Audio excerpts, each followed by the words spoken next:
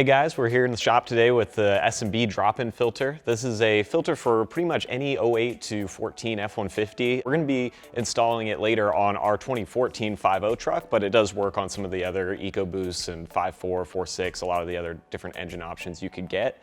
It's a really simple, just drop-in install. As you can see, you get a plastic kind of snorkel that fits on your factory airbox, the filter itself, which is an oiled cotton filter that can be cleaned and reused, and then your instructions and such just to get it put in.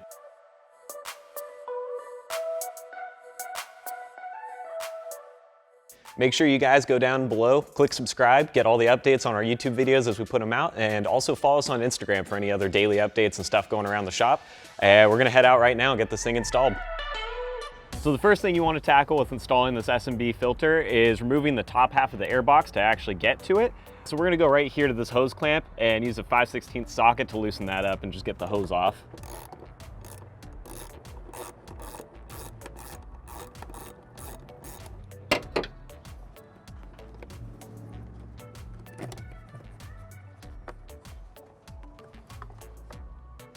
All right, now with that out of the way, we should be able to remove the plastic clips that hold the top half of the box on and disconnect the sensor here.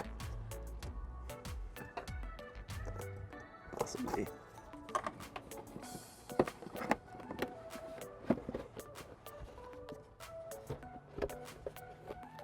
All right, there you go.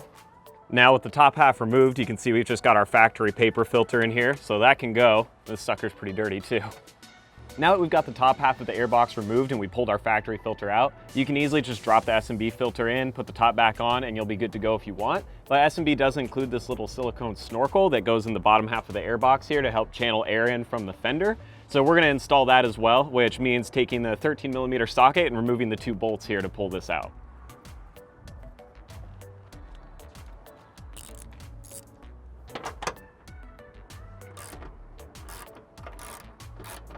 We've got some wiring here from our aftermarket lights up front that I'm going to shift out of the way to make room.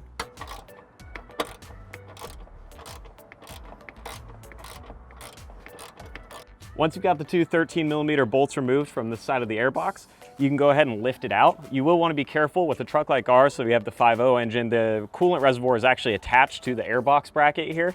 So as you're moving it, this is going to shift as well.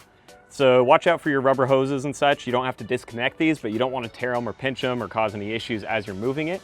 We also had to shift our wires out of the way for the off-road lights we have on the front, but most of you guys won't have to worry about that.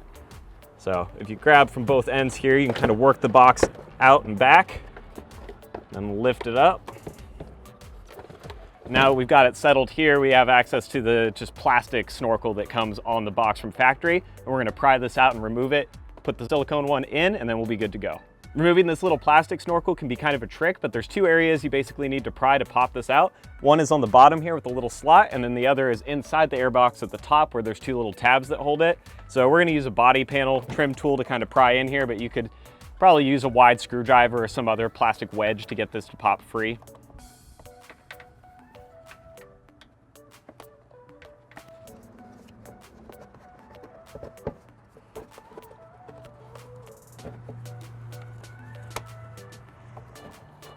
All right, there we go.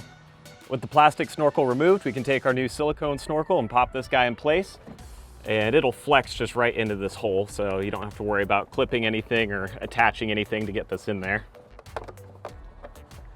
And then you'll just want to be careful that the rubber seal on the inside of the box here is not pinched up or folded in any way. Get a nice clean fit, and then once it's snug, you're all set and you can put the airbox back into place.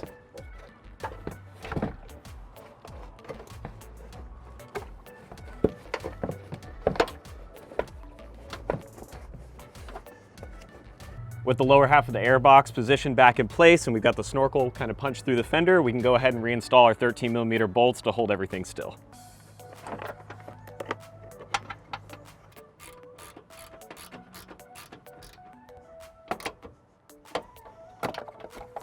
Now that we've got the box in, tightened down, we've got our snorkel, we can go ahead and take the drop-in filter and just put it into place here in the box. It's got a nice snug fit. And these filters do come oiled from factory, so when you get it brand new, you don't have to add anything to it. Later on down the road, if you do want to clean it and reuse it, then you'll want to re-oil it. But as it sits when you first get it out of the box, you'll be good to go.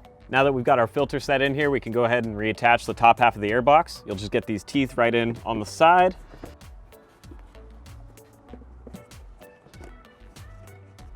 And push your hose on.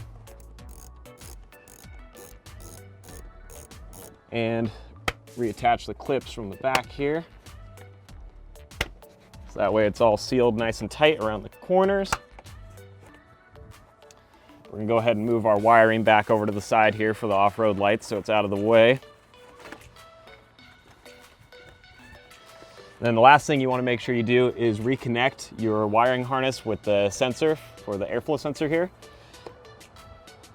That way you don't throw any error codes and your truck runs right. And from there, you're all complete, good to go. You can hit the road, try out your new filter, and when you need to replace it, all you have to do is pop off the top half, clean it out, put it back in, and you're good to go.